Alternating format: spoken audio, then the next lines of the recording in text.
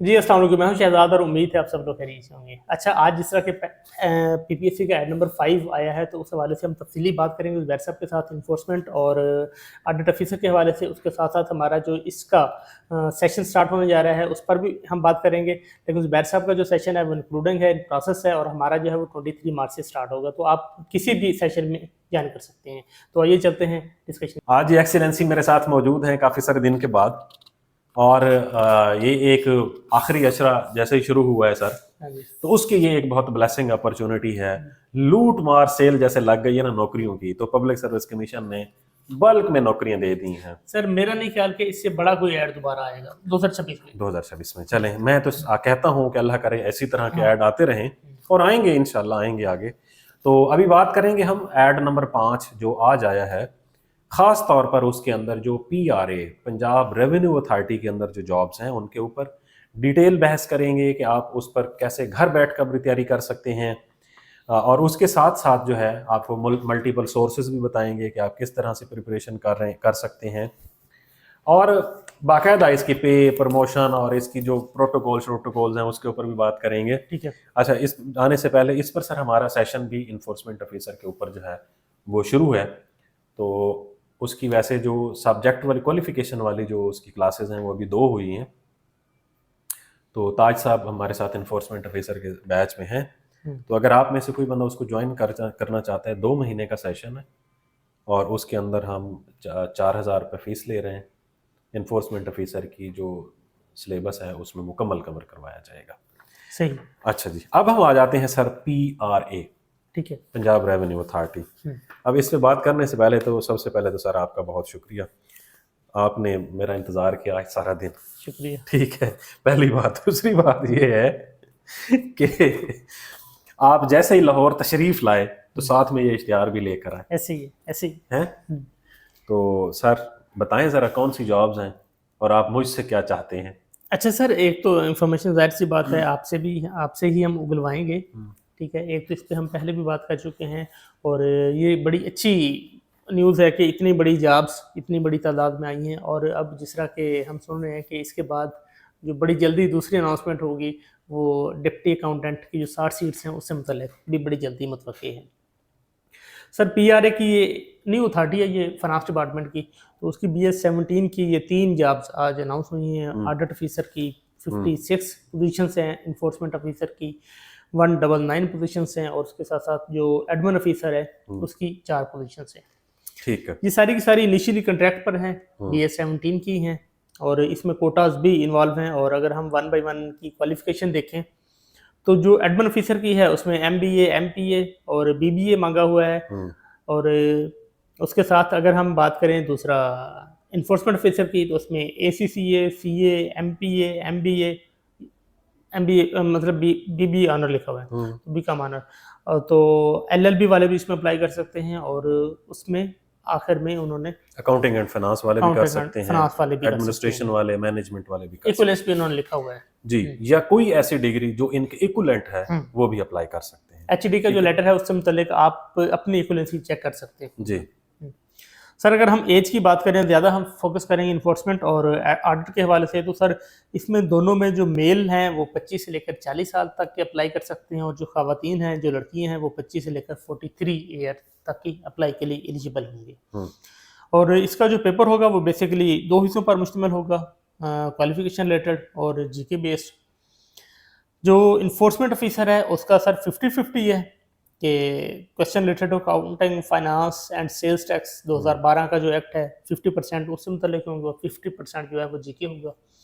जो audit officer है उसका थोड़ा सा मुख्तलिफ है कि 80% उसका क्वालिफिकेशन रिलेटेड है, और सेम यही पैटर्न है, और जो 20% है वो GK से मुतल्लिक है। ठीक हो गया। सबसे पहले तो सर ये जो सीट है ना, enforcement officer, audit officer and admin officer, सबसे पहले इनकी तनख्वाह 1,86,000 रुपए है। ठीक हो गया। तीनों पोजीशंस की ठीक हो गया। 1,86,000 रुपए एक न्यूली रिक्रूटेड PMS और CSS ऑफिसर की तनख्वाह नहीं होती। ऐसी है, बिल्कुल ऐसी है। ठीक है, तो ये तनख्वाह के हवाले से बहुत अच्छी जॉब है। ठीक है, पहली बात। दूसरी बात, हम बात करें जो चलें ऑडिट ऑफिसर ऑफिस जॉब है, एडमिन ऑफिसर ऑफिस जॉब है, इन्फोर्समेंट ऑफिसर की जो जॉब है ये फील्ड की जॉब है। ठीक है। ये ऐसा समझ लें कि पीआरए के अंदर, पंजाब रेवेन्यू अथॉरिटी के अंदर, क्योंकि ये जो सेल्स टैक्स है, पंजाब सेल टैक्स, हाँ जी, इनका मैंडेट है कि ये वो लेते हैं, पंजाब का ये मैंडेट है, पंजाब का प्रोविंशियल ये मैंडेट। प्रोविंशियल मैंडेट है ये। इसमें ये इन्फोर्समेंट ऑफिसर है, मीन ये जो है ये टैक्स कलेक्टर है। ऐसे ही है। ऐसा समझ लें जैसे एसी होता है बोर्ड ऑफ रेवेन्यू के अंदर, एसी होता है इनकम टैक्स के अंदर, ठीक है, असिस्टेंट कलेक्टर जो होते हैं, इसी तरह से ये भी अपने सर्कल का ऐसा समझ लें असिस्टेंट कलेक्टर है, और ये इन्फोर्समेंट ऑफिसर का एक असिस्टेंट कमिश्नर है। ठीक हो गया। पहली बात मीन, इससे आप अंदाजा लगा सकते हैं कि इसकी वर्थ कितनी हो सकती है। बिल्कुल ऐसे, सही। पहली बात। दूसरी बात, इन्फोर्समेंट ऑफिसर को राइट नाउ जो अथॉरिटी है उन्होंने न्यू प्रोक्योरमेंट के लिए गाड़ियां भी डाली हुई हैं, और राइट नाउ लाहौर में दो दो जो इन्फोर्समेंट ऑफिसर हैं उनको एक एक गाड़ी अलॉट की हुई है। ठीक है। और बाकायदा ब्रांडिंग वाली, जैसे ईपीए की है ना, इन्वायरमेंट प्रोटेक्शन एजेंसी की, इसी तरह से फूड अथॉरिटी की ब्रांडिंग होती है बाकायदा उसके ऊपर। तो इसी के ऊपर, इसके ऊपर बाकायदा ब्रांडिंग हुई है, दूर से पता चल जाए साहब आ गए, साहब आ गए जी, ठीक है। तो ये साहब बहादुर की है गाड़ी, ठीक है। तो सो ये एक गाड़ी भी इसमें मौजूद है, और आगे आने वाले दिनों में सारे लोगों को मिल जाएगी। राइट नाउ तनख्वाह भी बहुत अच्छी है, पीआर भी बहुत अच्छी है। उसकी रीजन ये है कि ये जो पंजाब सेल टैक्स है ये को आम आदमी ने तो नहीं देना, हाँ जी, एक इंडिविजुअल पे नहीं लगता ये। हाँ मजे की बात ये है, ये लगता है फर्म्स पे, फर्म्स पे लगता है, इंडिविजुअल जो सर्विसेज देते हैं, हाँ जो सर्विसेज देते हैं मेन उन लोग, एक आम आदमी सर्विस तो नहीं दे रहा होता, तो वो मखसूस लोग हैं जो सर्विसेज देते हैं। जो सर्विसेज प्रोवाइडर होता है उसने देना होता है, तो कहीं ना कहीं पर उसका ऑर्गेनाइज्ड बिजनेस होता है जिसके ऊपर वो अपना ये सेल टैक्स देता होता है। इसका मतलब ये एक बड़ी अच्छी पीआर वाली जॉब भी है, ठीक है। आपका एक लेमैन से नहीं ताल्लुक होता, बल्कि उस बंदे से होता है, फर्म से जो रेवेन्यू जनरेट कर रहे होते हैं थ्रू अपने बिजनेस, थ्रू अपनी सर्विस डिलीवरी। तो इस वजह से ये एक अच्छी पीआर वाली जॉब है। ठीक हो गया। अब हम आ जाते हैं इसकी जो लोगों का अच्छा, पोस्टिंग पे अगर हम पहले बात करें, जिस तरह बता रहे हैं कि लाहौर में एक सर्कल में दो दो लोगों को उन्होंने गाड़ी, लाहौर में कितने लोग इन्होंने खपाए हैं, और बाकी पूरे पंजाब में ये जो इस दफा इन्होंने लाहौर में जितने लोग आए थे ना, लाहौर, पिंडी, मुल्तान, मतलब डिविजनल हेडक्वार्टर्स में उन्होंने अपनी नफरी पूरी कर दी है। ठीक है। अब ये जितने भी लोग भर्ती होंगे, ये अदर देन ज्यादातर ऐसे लोग होंगे जिनको अपने अपने डिस्ट्रिक्ट्स में प्लेस ऑफ पोस्टिंग मिली, और एक डिस्ट्रिक्ट में काफी लोग होंगे, काफी लोग होते हैं। बड़ी तहसील के अंदर मल्टीपल लोग भी होते हैं, नहीं तो एक छोटी तहसील होगी तो उसमें एक इन्फोर्समेंट ऑफिसर होगा। ठीक है, ठीक है। तो ये एक तहसील के अंदर भी बहुत ही अच्छी जॉब होगी। ठीक है, ठीक है। अच्छा, अब लिमिटेड डिग्रीज मांगी गई हैं, तो इन लिमिटेड डिग्रीज वालों के तो ऐसा समझ लें कि चांदी नहीं लगी, सोना लग गया है। सही, इनका तेल निकला है, तेल, हाँ जी, इनका ऐसा ही समझ लें, इनकी जमीन से जनाब वो तेल निकल आया और इन्होंने बेचना है। ठीक है। तो ये सोने के भाव हैं अब ये डिग्रीज इस एड के मुताबिक। पहली बात। दूसरी बात, अब आ जाते हैं सर हम इसकी तैयारी के ऊपर, इसका प्रीवियस मेरिट कितना रहा है, तैयारी किस तरह से करनी है। अब सर इसका जो पिछली दफा का पेपर था इन्फोर्समेंट ऑफिसर का, और पिछली दफा क्योंकि ऑडिट ऑफिसर का सेम सिलेबस था, इस दफा तब्दील हुआ है। इसमें सर जो सबसे पहले अकाउंटिंग के सवाल आते हैं, उसके बाद जैसे फंडामेंटल ऑफ अकाउंटिंग इनकी एक किताब है, इसी तरह से मिग्स एंड मिग्स एक किताब है जो लोग ये पढ़ते हैं।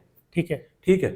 तो अब ये वाले कुछ सवालात अकाउंटिंग से आते हैं, फिर सेम ऐसे फाइनेंस से आते हैं, फिर इनके एचआर से आते हैं। ठीक है, ठीक है।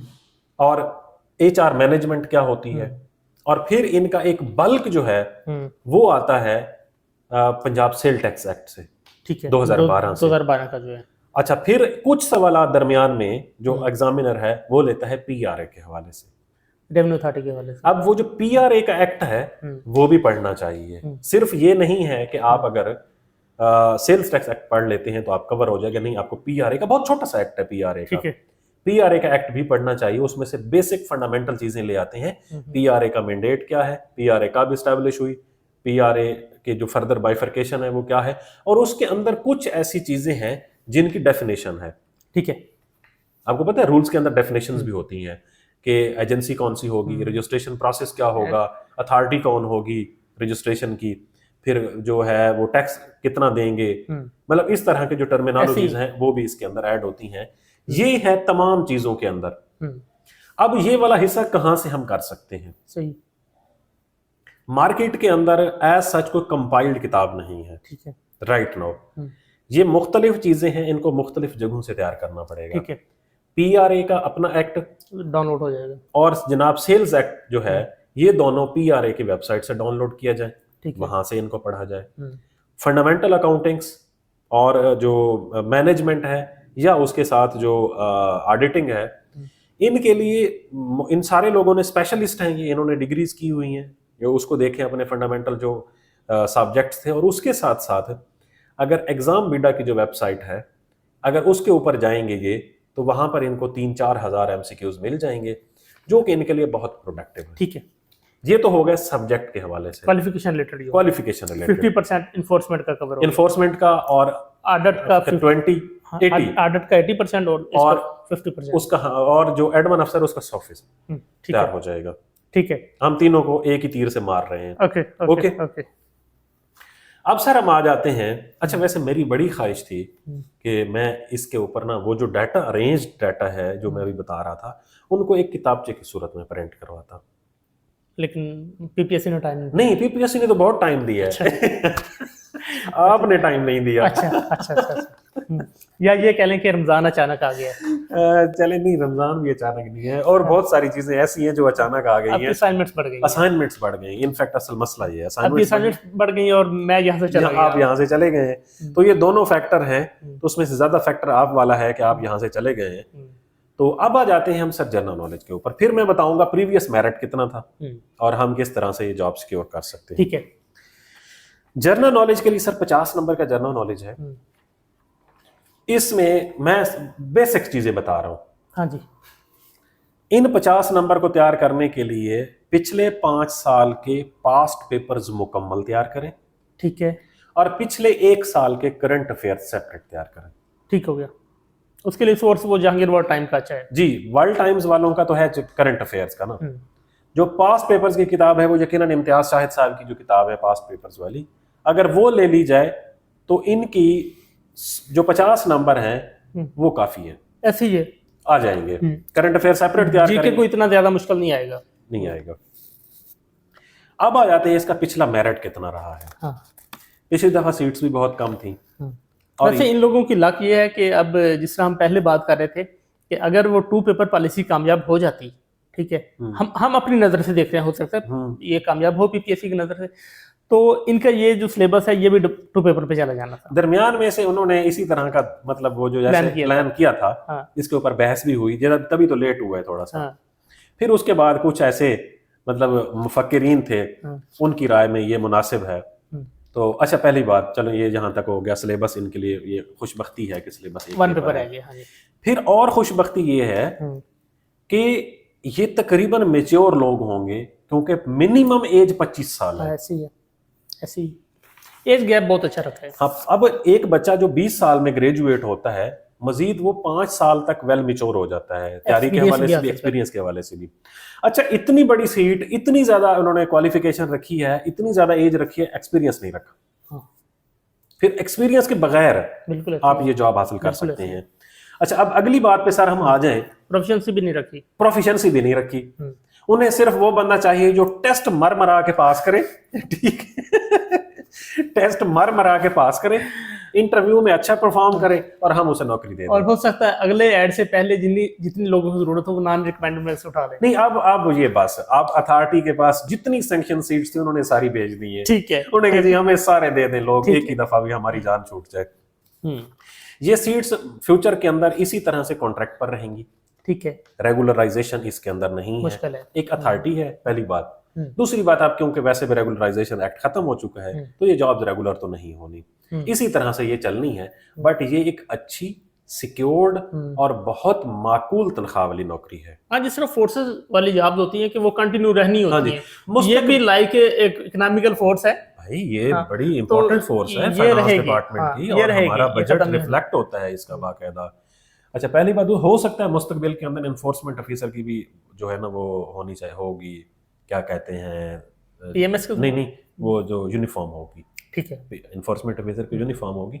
और ये भी हो सकता है कि मुस्तकबिल के अंदर जो पीरा फोर्स है उनको भी इनके साथ अटैच कर अटैच दिया कर दिया जाए जाए। कि कहीं पर अगर कोई इन्फोर्समेंट की जरूरत होगी, हम्म। क्योंकि इनका मैंडेट है कि ये जो रिकॉर्ड है वो भी अपने पास मतलब अपनी तहवील कब्जे में में ले ले सकते सकते हैं। हैं और भी दैट्स बहुत वाई, कुछ हाँ, है। फिर वहाँ तो पे इन्हें कुछ बहुत सारी चीज़ों की ज़रूरत पड़ेगी। हम्म। सो ये एक अच्छी जॉब है, ठीक है। समझ आ गई है। अब आ जाते हैं कि पिछली दफ़ा का मेरिट कितना था। ठीक है। टोटल पिछली दफ़ा का जो मेरिट था बहुत थोड़ी सीट्स थी, फिर भी इसका जो मेरिट था वो 56 था। ठीक है, नॉर्मल ही था, जिस तरह वो था ही नहीं। 70 प्लस वाली हाँ, बातें थी। हाँ। 56 था। तो इसका मतलब ये है कि 2 ढाई 3 महीने के बाद इसका पेपर जाके होगा। 2.5 महीने में आप इस पोजीशन में होते हैं कि आप 56-57 नंबर ले सकते हैं। ठीक है। फिर खवातीन की 41 सीट्स हैं, डिफरेंट लेवल पीपल्स की 10 सीट्स हैं, मतलब इसी तरह माइनॉरिटीज की और सीट्स हैं। ओपन मेरिट की मतलब ये एक बहुत बड़ा नंबर है। ओपन मेरिट की 130 प्लस अगर सीट्स हैं, 120 प्लस सीट्स हैं, बहुत बड़ा नंबर है। ऐसी है। तो ये एक अच्छी, एक चार्मिंग, एक अच्छी नौकरी है, एक अच्छे कैरियर वाली जॉब है। कहीं भी नहीं जाती आपकी जॉब। आप में से वो लोग जो कहीं पर रेगुलर नौकरी कर रहे हैं और वो ये सोच रहे हैं कि हमें ये जॉब छोड़नी चाहिए या नहीं छोड़नी चाहिए, मैं स्ट्रांगली रिकमेंड करूंगा कि आप 14 और 16 पर अगर कहीं पर रेगुलर नौकरी कर रहे हैं, उसको छोड़ के आप इसके ऊपर आ जाएं। क्योंकि ठीक 3 साल के बाद हम भी जो इतना इतराते हैं ना कि हमें पेंशन वेंशन मिलेगी, कोई पेंशन नहीं होगी, तो हम सारे के सारे वसलाम दुआ के साथ वापस चले जाएंगे। तो इससे बेहतर है कि अब तनख्वाह ज्यादा ले लें, डबल ट्रिपल तनख्वाह मिल रही होगी, तो इससे आप अपने आप को मैनेज करें, जवानी में यशी कर ले। डेफिनेटली। एक बंदा 20 साल की उम्र में भर्ती होता है और 30,000 उसकी तनख्वाह होती है, और जब वो रिटायर होने लगता है, जब उसके दांत भी नहीं होते, फिर उसकी तनख्वाह 1.25 लाख 1.5 लाख होती है, तो फिर क्या फ़ायदा है। ठीक है, तो इन तमाम चीज़ों को, रियलिटीज़ को एक्सेप्ट करें और अपनी तैयारी करें। आप तमाम दोस्तों के लिए बेस्ट विशेज़ हैं। अल्लाह हाफिज़।